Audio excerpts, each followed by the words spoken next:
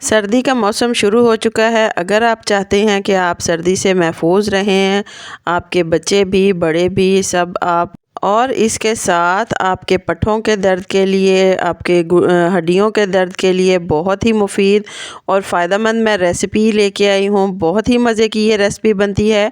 इसको आप सूप के तरीके से भी बना सकते हैं, आप सालन के तरीके से भी बना सकते हैं। आप घर में बच्चों को दें, बड़ों को दें, सबको बहुत ज़्यादा मुफीद है, फ़ायदेमंद है। आप ज़रूर ट्राई करें। अस्सलाम वालेकुम व्यूवर्स, खुश रहें, आबाद रहें। चलें जी, आज की हम अपनी रेसिपी स्टार्ट करते हैं। 1 किलो के करीब मैंने ये पंजे लिए हैं। अब मैं बताऊंगी आपको कि ये किस तरीके से हम इनको साफ़ कर सकते हैं। ये 2 तरीके से साफ़ होते हैं। यह सबसे पहले तो मैंने यहाँ पर चूल्हे की आग ऑन की हुई है। इसके ऊपर मैं हल्का सा इसको सेकती जाऊंगी। हल्का हल्का इसको सेकेंगे और किसी रुमाल या कपड़े की मदद से इस तरीके से ऊपर से हम स्किन को रिमूव करते जाएंगे। बहुत ही आराम से ये स्किन रिमूव हो जाती है। बहुत ज़्यादा इसको आग के ऊपर नहीं सेकना, वरना ये सारी जो स्किन है वो जल जाएगी और इसके साथ चिपक जाएगी। हल्का हल्का इसको सेकते जाएंगे और आहिस्ता आहिस्ता से कपड़े की मदद से इसको रिमूव कर लेंगे। देखें, पूरी की पूरी स्किन साफ़ हो चुकी है, सारा नीट मैंने कर लिया है। अब आगे से जो इसके नाखून थे वो भी मैंने उतार लिए हैं और इसके दरमियान में मैंने इस तरीके से एक कट लगा लिया है।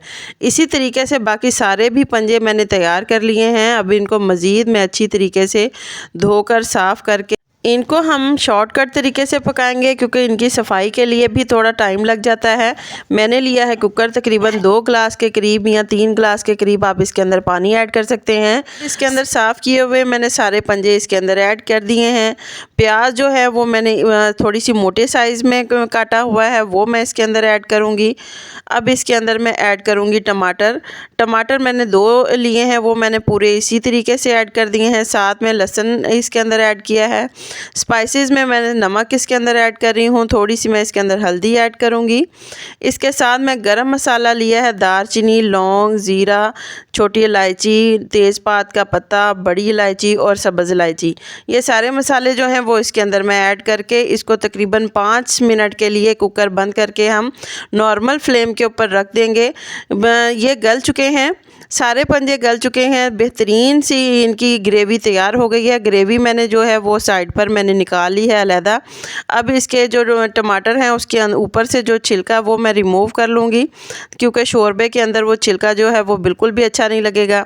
अब हम इसको नॉर्मल फ्लेम के ऊपर आहिस्ता से इसको अच्छी तरीके से इसकी भुनाई करेंगे। इसके अंदर आप देसी घी ऐड करना चाहते हैं तो वो भी ऐड कर सकते हैं, लेकिन मैंने कुकिंग ऑयल ऐड किया है। मैंने सुर्ख मिर्च इस टाइम पर ऐड की है, साथ में अदरक लहसुन का पेस्ट ऐड करूंगी। इसके साथ मैंने थोड़ा सा कुकिंग ऑयल ऐड किया है, क्योंकि पंजों का अपना भी ऑयल निकल आता है, तो इतना ज़्यादा ऑयल इसके अंदर नहीं जाएगा। अब इसको मैं नॉर्मल फ्लेम के ऊपर आहिस्ता से पकाती जाऊंगी, इसको भूनती जाऊंगी, यहाँ तक हम भूनेंगे कि इसका जो घी है वो साइडों से नज़र आना शुरू हो जाए। बहुत ही मज़ेदार ये रेसिपी बनती है, अच्छी टेस्टी रेसिपी बनती है। बच्चों को आप ज़रूर दें। जिन बच्चों को बार बार सर्दियों में ज़ुकाम हो जाता है, इम्यूनिटी उनकी कम होती है, इनका सालन भी आप बना के उनको खिला सकते हैं और वैसे उसका सूप भी बना के आप उनको खिला सकते हैं। बहुत ही मुफीद है। इसी तरीके से बड़ों को, बुज़ुर्गों को बहुत ज़्यादा फ़ायदेमंद रहेगा। सर्दियों में ये ख़ास एक रेसिपी है जो सर्दी में लोग अक्सर बनाते हैं और बहुत ज़्यादा मुफीद है। पंजे जो हैं वो भून चुके हैं तकरीबन, बहुत ही अच्छी खुशबू आना शुरू हो गई है। सारा पानी खुश्क हो गया, मसाला जो है वो उसका सारा बेहतरीन सा इसके अंदर मिक्स हो गया। अब इसके अंदर जो मैंने इसके ऊपर से पानी और यखनी जो उतारी थी वही मैं इसके अंदर ऐड करूँगी। ज़्यादा पानी इसके अंदर ऐड मैं सिंपल नहीं ऐड करूँगी। 5 मिनट के लिए मज़ीद इसको कुक करेंगे। बेहतरीन सी ये रेसिपी तैयार हो गई है। इसके ऊपर मैं सब्ज़ धनिया ऐड कर दूँगी और थोड़ा सा मैं इसके ऊपर ज़ीरा और खुश्क धनिया जो मैंने कूट के रखा है वो इसके ऊपर ऐड करेंगे।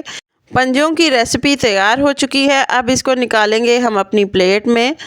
ये देखें, माशाल्लाह बहुत ही बेहतरीन सी रेसिपी तैयार हो चुकी है। बहुत मज़े की रेसिपी बननी है, सर्दियों में बहुत ज़्यादा मुफीद है। आप ज़रूर ट्राई करें, आपको ज़रूर पसंद आएगी।